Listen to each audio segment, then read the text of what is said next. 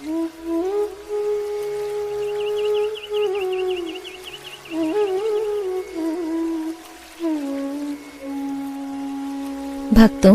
आज हम सुनेंगे गौ सेवा के फल की सच्ची कहानी कि कैसे भगवान स्वयं श्री कृष्णचंद्र जी ने गौ सेवा स्वीकार की, गौवें चराई। गौओं की परिक्रमा करने से, जैसे आप प्रभु के बिहारी जी के मंदिर की 4 परिक्रमा करें तो जो फल आपको मिलेगा, बहुत जल्दी शरीर पवित्र होता है, हृदय भी पवित्र होता है और गोविंद भी प्रसन्न होते हैं। यदि गावः प्रदक्षिणेर कार्या वंदनीया ही प्राप्त होता है। यदि घर में गाय बंधी है और भूखी है और प्यासी है तो तुम्हारे सारे पुण्य नष्ट हो जाएंगे। गौ का बहुत बड़ा महत्व वर्णन किया गया धर्म शास्त्रों में।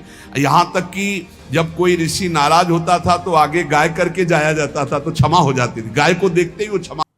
यदि गाय घर में पाली जाए या गौशाला खोली जाए और गौओं की सेवा की जाए, जिनके पास अर्थ है, भाव है। भगवान स्वयं श्री कृष्णचंद्र जी ने गौ सेवा स्वीकार की, गौवें चराई।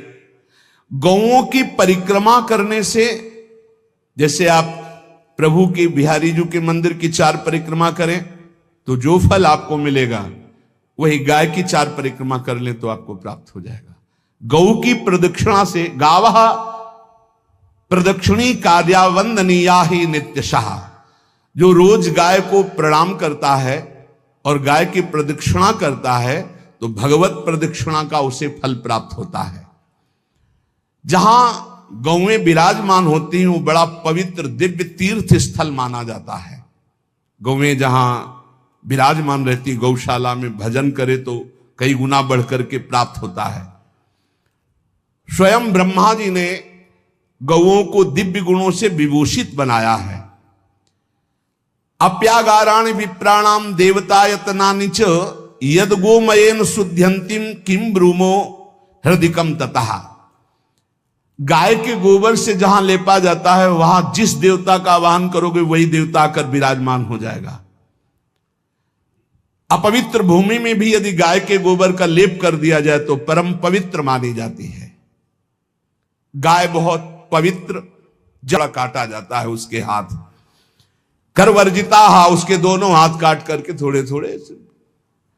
यो वै दंसान वार्यति तस्य पूर्वे कृतार्थ काहा नृत्यंत सवादिस्मास तरिष्यति भाग्यवान।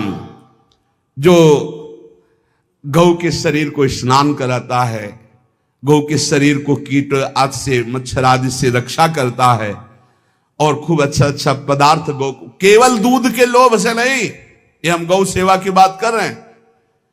ये कि नहीं वहां 10 लीटर दूध देती तो हाथ फेरो, जब दूध नहीं देती है तो चारा भी ठीक से नहीं दे रहे और उसके ये स्वार्थी हो। गौ सेवा का बात नहीं, वो दूध का लोभी केवल व्यापार की बात करता है। गौ सेवा का तात्पर्य है गौ सेवा केवल, खूब बछड़े को पिला दिया प्रसाद रूप से, जो दूध मिला उसका अपने सेवन की, वो बात तो अलग है।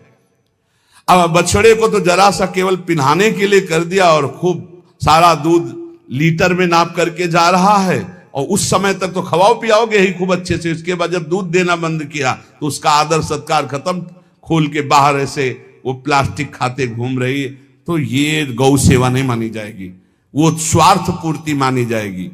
जो सदैव गौ सेवा करता है, उसके डांस मच्छर हटाता है, स्नान कराता है, पीठ में हाथ फेरता है, उसके पूर्वज जो पितर होते हैं वो नाच पड़ते हैं, उनका मंगल होना शुरू हो जाता है कि हमारे वंश में गौ सेवक पैदा हुआ, बड़ा भाग्यवान है और वो गौ के द्वारा हमें तार देगा, ऐसा भाव। गौ सेवा हमारे सनातन धर्म में बहुत बड़ा स्थान गौ सेवा का है। पर एक बात ध्यान रखें, इन सब सेवा का फल है भगवान के चिंतन में निरंतर वृत्ति डूब जाए।